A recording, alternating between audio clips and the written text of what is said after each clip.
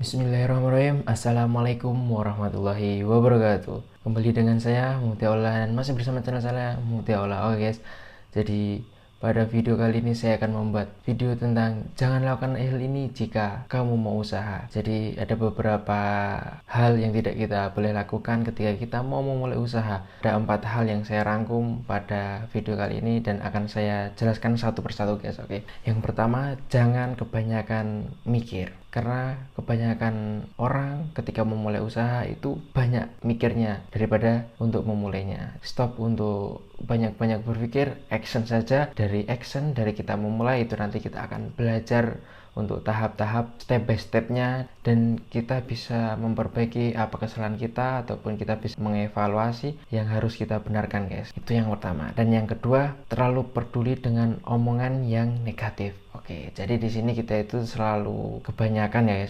itu terus mendengarkan omongan orang yang negatif. Contohnya seperti ini. Usaha itu susah, usaha itu seperti ini, dan usaha itu kayaknya susah untuk dilakuin. Dan usaha itu harus dengan modal. Nah, dan ini loh usahanya udah banyak yang usaha kayak gini, dan ini loh udah ada penyaingnya, ini loh udah ada yang udah banyak kompetitornya, udah ada yang jualan di sekitar sini, ada yang udah jualan online di sekitar sini gitu. Contohnya seperti itu guys. Jadi kita jangan pernah mendengarkan omongan yang negatif seperti itu. Kita harus tutup telinga. Kalau kita yakin pada diri kita harus bisa melakukan dan membuktikannya. Karena kita tidak bisa menutup mulut mereka yang sekiranya membuat kita tidak semangat ataupun down, yang bisa mengendalikan suatu perkataan yang masuk ke diri kita, yaitu diri kita sendiri guys. Kita harus bisa mengontrol diri kita supaya omongan itu tidak masuk kepada pikiran kita guys. Jadi anggap itu angin lewat dan jangan pernah peduli dengan omongan yang membuat kita down, yang membuat kita tidak percaya diri, yang membuat kita tidak semangat. Nah, itu yang kedua. Dan yang ketiga, tidak berani untuk memulai. Itu guys. Saya punya teman saya kemarin datang ke saya, aku sama bapakku dikasih uang sekian itu untuk usaha. Tapi aku bingung mau usaha apa. Dan aku nggak tahu passionku juga apa. Terus saya bilang seperti ini, kamu bingung mau usaha apa? Ya apa yang kamu bisa lakukan sekarang, kamu lakukan. Kamu mulai aja dulu itu. Karena dengan memulai kita akan mengetahui di mana passion kita, di mana usaha yang cocok pada diri kita gitu. Saya dulu juga memulai awal untuk usaha itu harus memulai dulu gitu. Karena 1000 langkah yang tercipta dimulai dari satu langkah terlebih dahulu. Jadi intinya satu, mulai aja dulu guys. Oke. Jadi untuk usaha kita harus memulai terlebih dahulu. Kalau kebanyakan mikir, kebanyakan teori, kita akan mulai gitu. Kita harus memulai dengan praktek, kita akan memperbaiki sedikit demi sedikit kesalahan yang kita perbuat gitu.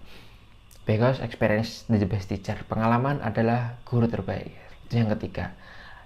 Yang keempat, hutang untuk modal. Oke, saya tegaskan di sini ini kesalahan saya waktu memulai usaha. Jadi saya sekalian sharingkan, nanti kalau tidak cukup saya membuat video tersendiri khusus untuk membahas kesalahan saya hutang untuk modal. Jadi di sini menurut saya sendiri hutang untuk modal itu salah kaprah. Kenapa kok seperti itu? Karena ketika kita hutang, seumpama hutang 10 juta, kita tuh mendapat uang 10 juta itu bukan dari kita memanajemen keuangan sampai segitu, bukan kita karena mengumpulkan uang sampai segitu guys, tapi itu uang kita yang hutang dari bank ataupun dari yang lainnya gitu.